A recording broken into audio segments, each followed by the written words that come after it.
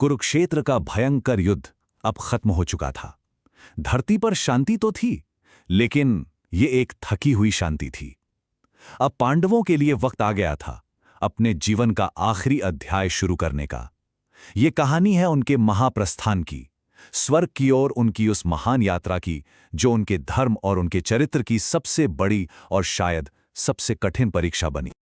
जरा सोचिए, 5 महान योद्धा, एक पतिव्रता रानी, सबने एक साथ स्वर्ग की यात्रा शुरू की, लेकिन अंत में दरवाजे तक सिर्फ एक ही पहुंच पाया। आखिर ऐसा क्यों हुआ? यही सवाल इस पूरी कहानी का दिल है, और इसका जवाब हमें इंसान की कमियों और धर्म के असली मतलब के बारे में बहुत कुछ सिखाता है। तो चलिए इस अंतिम यात्रा पर निकलते हैं और इसके रहस्यों को एक एक करके समझते हैं। हुआ ये कि जब श्री कृष्ण ने अपनी देह त्याग दी तो पांडवों को यह एहसास हो गया कि अब धरती पर उनका काम पूरा हो चुका है। कलयुग के लक्षण दिखने लगे थे और राजपाट में अब उनका मन बिल्कुल नहीं था। तो उन्होंने सब कुछ त्याग कर महाप्रस्थान का फैसला किया। तो ये महाप्रस्थान आखिर है क्या? देखिए, इसका सीधा सा मतलब है अपनी मर्जी से दुनिया की हर मोहमाया को छोड़ देना और मोक्ष की तलाश में स्वर्ग की ओर अपनी अंतिम यात्रा पर निकल पड़ना। पांडवों और द्रौपदी ने भी यही किया। अपना राजपाट अभिमन्यु के बेटे परीक्षित को सौंपा, भगवा वस्त्र पहने और हिमालय की ओर चल पड़े। इस मुश्किल यात्रा पर ये 7 लोग थे: युधिष्ठिर, भीम, अर्जुन, नकुल, सहदेव, द्रौपदी और उनके साथ हो लिया एक अजनबी, एक कुत्ता। किसी को नहीं पता था कि ये कुत्ता कहाँ से आया, पर उसने ठान लिया था कि वो इनके साथ ही चलेगा।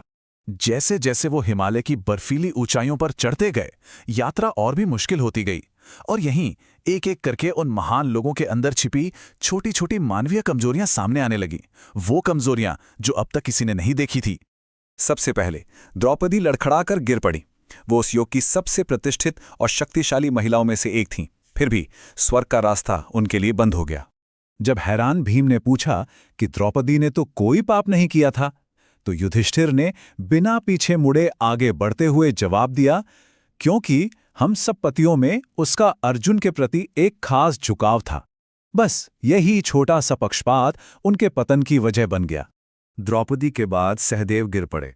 वो जो अपने ज्ञान और ज्योतिष के लिए जाने जाते थे, वो भी आगे नहीं बढ़ पाए। युधिष्ठिर ने समझाया, सहदेव को अपने ज्ञान का अभिमान था। वो मानता था कि बुद्धि में उसकी बराबरी कोई कर ही नहीं सकता। ज्ञान का यही अहंकार उसकी यात्रा में रुकावट बन गया। इसके बाद बारी आई नकुल की, महाभारत के सबसे खूबसूरत पुरुष, जिनकी खूबसूरती की मिसालें दी जाती थी, वो भी रास्ते में ही रह गए। उनका दोष क्या था? युधिष्ठिर ने कहा, उसे अपने रूप पर बहुत घमंड था। वो मानता था कि दुनिया में उससे सुंदर कोई है ही नहीं। खूबसूरती का यही घमंड उसे ले डूबा। और फिर वो पल आया जिसने सबको हिला दिया। देवराज इंद्र के पुत्र, महान धनुर्धर अर्जुन, जिन्होंने अकेले ही कौरवों की सेना में तबाही मचा दी थी, वो भी गिर पड़े। युधिष्ठिर ने इसकी वजह बताई। अर्जुन को अपने पराक्रम का घमंड था। उसने डींग हाँकी थी कि वो एक ही दिन में सारे दुश्मनों को खत्म कर देगा, पर वो ऐसा कर नहीं पाया। उनका आत्मविश्वास अहंकार बन गया था। और आखिर में महाबली भीमसेन भी गिर पड़े। अब उस वीरान बर्फीले रास्ते पर सिर्फ युधिष्ठिर और वो वफादार कुत्ता ही अकेले बचे थे।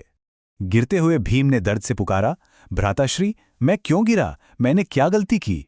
युधिष्ठिर ने उसी तरह आगे बढ़ते हुए कहा, तुम खाते बहुत थे भीम, और अक्सर दूसरों की भूख की परवाह नहीं करते थे। उनका पेटूपन और ये असंवेदनशीलता, यही उनका दोष था। तो देखिए कहानी कितनी साफ है। हर किसी के गिरने की वजह कोई बहुत बड़ा पाप नहीं, बल्कि एक छोटी सी इंसानी कमजोरी थी।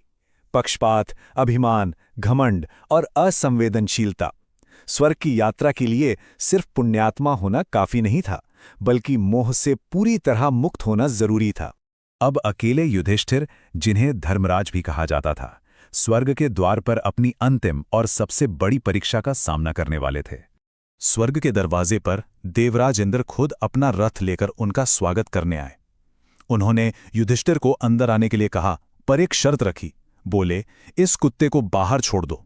स्वर्ग में कुत्तों के लिए कोई जगह नहीं है। युधिष्ठिर ने बड़ी विनम्रता से लेकिन मजबूती से मना कर दिया। उन्होंने कहा, इस कुत्ते ने मेरा साथ तब दिया जब सबने छोड़ दिया। मैं अपनी खुशी के लिए एक वफादार साथी को नहीं त्याग सकता। और बस उसी पल एक चमत्कार हुआ। उस कुत्ते ने अपना असली रूप धारण कर लिया। वो कोई और नहीं बल्कि स्वयं यमराज थे, धर्म के देवता, जो युधिष्ठिर की परीक्षा ले रहे थे। युधिष्ठिर ने यह साबित कर दिया था कि उनके लिए धर्म और वफादारी स्वर्ग के सुख से भी कहीं ज्यादा बढ़कर है। लेकिन स्वर्ग के दरवाजे खुलना कहानी का अंत नहीं था, बल्कि ये एक और भी गहरे रहस्य की शुरुआत थी। अंदर युधिष्ठिर का सामना एक ऐसे सच से हुआ जो कर्म के सिद्धांत को हमेशा के लिए समझा देता है। स्वर्ग में घुसते ही युधिष्ठिर ने जो देखा, उससे उनके पैरों तले जमीन खिसक गई। दुर्योधन, पूरी कहानी का विलन, सोने के सिंहासन पर बैठा था, और जब उन्होंने अपने भाइयों और द्रौपदी के बारे में पूछा तो उन्हें बताया गया कि वे सब नर्क में हैं। ये कैसा न्याय था? तब देवताओं ने कर्म के उस बड़े बही खाते का राज खोला। उन्होंने समझाया कि दुर्योधन ने एक योद्धा की तरह लड़ते हुए जान दी थी। उस पुण्य की वजह से उसे कुछ समय के लिए स्वर्ग मिला। वहीं पांडवों और द्रौपदी ने जीवन में जो छोटी मोटी गलतियां की थीं, उनका हिसाब चुकाने के लिए उन्हें कुछ पल नर्क का अनुभव करना पड़ा। एक बार जब सबके कर्मों का लेखा जोखा बराबर हो गया, तो सभी पांडव और द्रौपदी अपने दिव्य रूप में स्वर्ग में हमेशा के लिए एक हो गए। तो अंत में ये कहानी हमें एक बहुत गहरे सवाल पर लाकर छोड़ देती है। बड़ा गुण क्या है, एकदम परफेक्ट होना या वफादार होना? पांडव अपनी छोटी छोटी कमियों की वजह से यात्रा पूरी नहीं कर पाए, लेकिन युधिष्ठिर हर कसौटी पर अपनी अडिग वफादारी और धर्म के कारण स्वर्ग पहुंचे।